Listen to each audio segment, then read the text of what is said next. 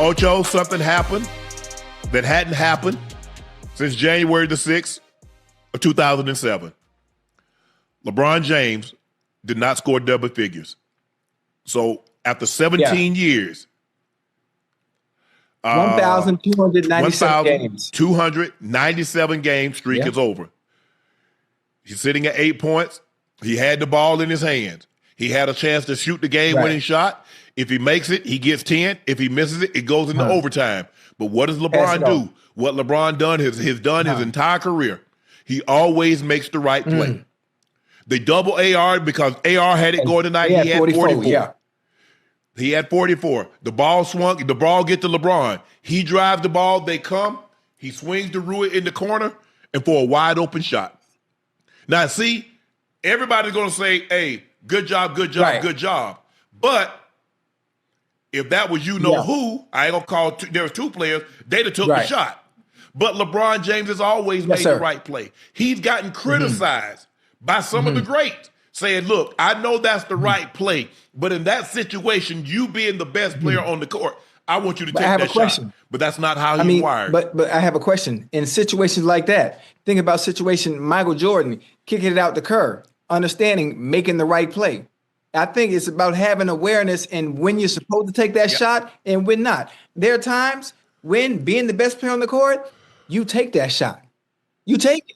But if you don't have a good look, there's no need to force a shot when you know visually and you can see out your peripheral, okay, I got Rui sitting over there in the corner. I'm going to drive. I'm going to draw everybody to me. And I'm going to kick that thing out so we can get a clean, open shot that he can hit to win the game. And the fact that people criticize LeBron for making the right play is that's the funny part. It makes no sense. I think the thing is, Ocho, maybe, who knows? I still think he makes the right play. But he struggled from the field tonight. I think he was 3 of 17. So he didn't have it going tonight. The last time Bron scored under 10 points, Twitter was less than a year old. Bronny was 2 years old. George W. Bush was the president. The iPhone didn't exist. Instagram didn't exist. Harry Potter series wasn't finished. Kevin Durant wasn't even in the NBA. Nick Saban had just left the Miami Dolphins. Well, goddamn. Let that sink in. That's how long ago it's been. 1,297 games. Hey, what year was Nick Saban with the Dolphins? I remember him there because I remember the story. 2007, right? Hey, please tell me you heard the stories about Junior Seau and him having problems with all the players with at the Dolphins because he was very strict. It's coaching style. He got to coach. He got to coach kids. Hey, but that nigga, Shannon Crowder told me some goddamn stories, boy. I'm talking about I was in tears. I'm talking about Ronnie Brown was there also. That's when they was running. I think that's when they was running. Wildcat. Was that the Wildcat when they was running the Wildcat or the next year? But anyway, LeBron James was 4 of 17, 0 of 5 from 3, which tells me he wasn't aggressive, Ocho. You know why I say he wasn't aggressive? Not one free throw attempt. But he did have 11 assists and no turnovers. AR had it going, 13 of 21, 5 of 11, 13 of 15. He had 10 assists, 5 rebounds. Damn. Remember, I told y'all Austin Reaves going to be an all-star. So you think he'll make he's going to make the all-star? Absolutely, 1,000%. He's averaging like 27 points a game. Jeez. And they're the number 2 seed in the West. I have a question. Is he able to average that much because LeBron is taking a back seat and role and facilitating the ball as opposed to picking and choosing when to take over games or when to hurt himself? With him and Luka. Yes, because the ball is mainly in him and Luka's hand, and LeBron is playing off the ball. So it's not very often that you're going to see a guy that's as credentialed as LeBron be the third option. But well, I mean, I guess Kareem theoretically was the third option by the time they got with him and Magic and Worthy. But look, it's been a struggle for him. I think the thing is him not being able to train this offseason like he wants with that sciatica, missing as many games he did. He can only miss 2 more games. So I think it's out of his, he knows he can only miss another 2 games in order to be an all-NBA selection or make any of the teams. I think that's out the window now. I just think the thing is, and He's probably this is going to be the first year that he averages under 20 points a game. He'll probably be somewhere around, 16 to 18 points a game. And I don't see him much. I don't see him playing past this year. I mean, listen, I wouldn't make that call, this early. You have to remember, it's still very early in the season. And the fact that he wasn't able to have training camp, he might be bringing himself along very slow. Understanding that Reaves and Luka can carry the goddamn load and can pick and choose when he wants to insert himself into the game. And the fact that he has a self-awareness to not allow his pride or his ego to get in the way and being able to facilitate and picking and choosing and allowing the game to come to him. If the shot is there, I'm going to take it. If I'm out of rhythm like I was tonight and I wasn't able to get my shot flowing, I'm going to get everybody else involved. Most players, obviously those that are hungry, they're going to shoot it and keep on shooting no matter how many times they miss. Well, he shot 17 times. I mean, he had the second most shot attempts on the team. They just wasn't falling tonight. And his shot hadn't been, with the exception of maybe a handful of games, that game that he had 25, the shot. But other than that, it's been a struggle for him to find a rhythm, to get into a rhythm. Because, look, Luka's dominating the ball. Luka's normally going to take about 10 to 12 shots in the first quarter.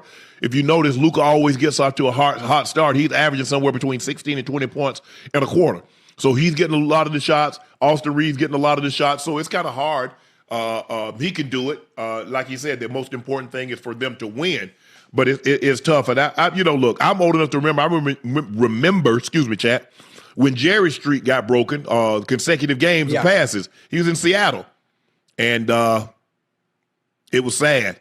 And he still holds that against Bill Callahan because he felt Callahan could have gave him an opportunity. What was Jerry's streak, like 270 games? I think it was like 270 games. I don't think anybody going to break it.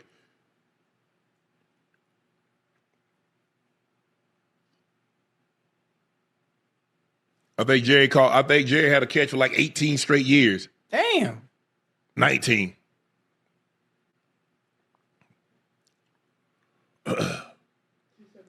$200. Think about it, Ocho. He caught a pass in 274 consecutive games.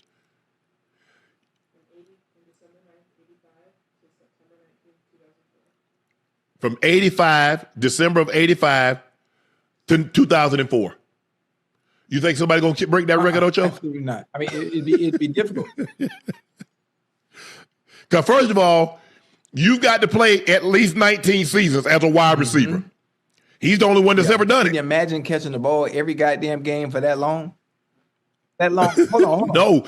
Ocho, how many receivers have ever played 274 games? Let alone catching a pass. How many have played that many games? And how many would be able to stay healthy that long to be able to even come close to breaking the goddamn record? Let alone playing 19 years or 20 or whatever it may be. Hell, I think I played like 210 games. Dang. And he caught a pass. Every one. Every single game. Crazy. I remember when Pete Rose's streak got broken. He had a streak, I think it was 44 straight games. Of getting a hit. Well, you know how difficult that is? It's yeah. That's why Joe DiMaggio's streak ain't going to be broken. 56 games. Woo. Yep. And then he went out, and I think he had another streak where he went 17 straight games. But look, at the end of the day, when you say you play the right way, because had he taken the shot, you know what everybody was saying? He trying to keep that streak alive. He passed it up, make the game-winning play where he was afraid to miss. He ain't got the killer. He's not an assassin. He's not a killer. So he's in an unattainable situation. Damn if he do, damn if he don't. Yeah. So it's they got to win. Rui hit a big-time shot. Rui, 12 points. He was 4-9, 2 or 3 from 3, none bigger than the one that he hit. DeAndre Ayton has been playing really well. I love the way DeAndre Ayton is playing defensively. He's sliding. He's getting isolated a lot. He was isolated on Brandon Ingram. I thought he did an unbelievable job of sliding. I thought he did an unbelievable job of challenging. Obviously, at the rim, being able to put the ball in. He was 8 for 11. He had 17 points, 8 rebounds, 2 blocks. You can live with that. You can live with that. But the streak is over.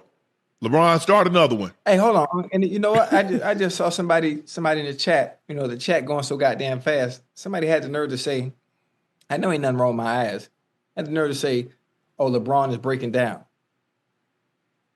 I mean, I could have swore LeBron just averaged 25, 8, and what was it last year? Yeah. He averaged 12 in the first year that he was 24.7. So it was the first year that he didn't average 25 in 25 seasons, in 20 seasons. But 24, 8, and 7 ain't bad. This year, it looked like he's going to average somewhere between 16 and 18 points a game. But 16 and 18 points a game, when the most points anybody's ever. First of all, go look at Vince Carter, what he averaged in year 22. Go look at what anybody has ever averaged in year 20. Look at what somebody's averaged in year 19. So nobody's ever had these kind of numbers, and the likelihood of somebody doing it again is not very likely. But okay, he's 41. 41. Look at all the miles that he's got on those legs. All those playoff games, all those minutes played. Yeah, they catch up with you. They absolutely do. Even if it does catch up with him, somebody like that is 41, his breaking down is still better than everybody else that gets even close to that milestone or that's played that long. You still averaging 16, which is probably going to be more than 16 once he continues to get his legs up underneath him. Hell, he's just coming back. Who has the next closest streak? The most consecutive double-figure games. But it's somebody they're like 1,000 games short.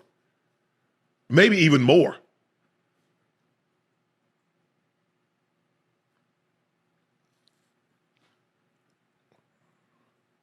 Cooper Flagg was 15 days old.